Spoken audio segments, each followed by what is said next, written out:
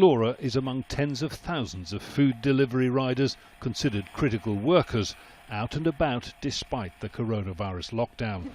I only had I currently have, I think, £30–40 on my account.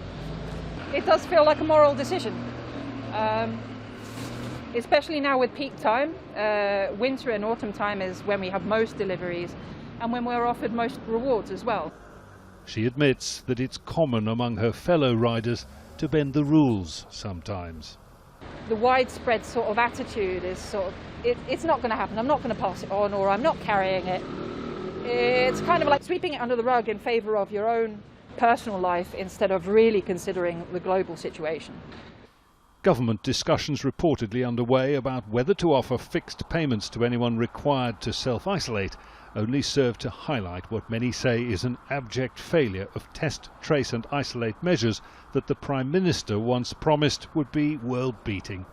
It seems Britain's pandemic never stops breaking new ground. Highest death numbers, record hospital admissions, even its own deadly variant. And while the vaccine rollout is currently the most advanced in the world, the current lockdown is also projected to be the longest one yet. This, in part, is why.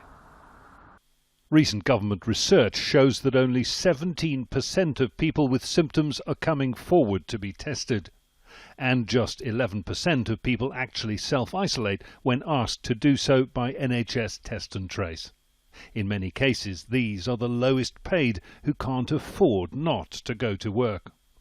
There is no point in testing unless you can get people to self-isolate, because that's where you stop transmission. We now know, and actually we've known for months and months, that the very people who are the most exposed to this virus, who are those on the front line and low paid, for example, like care workers, can't afford to self-isolate. And literally they are in that really difficult position where they have to choose between self-isolation and putting food on the table.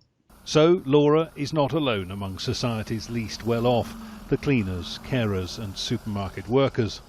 Short of being physically ill herself, she says, if told to self-isolate, she'll instead go on delivering food to British doorsteps. She has no choice. Jonah, Al Jazeera, London.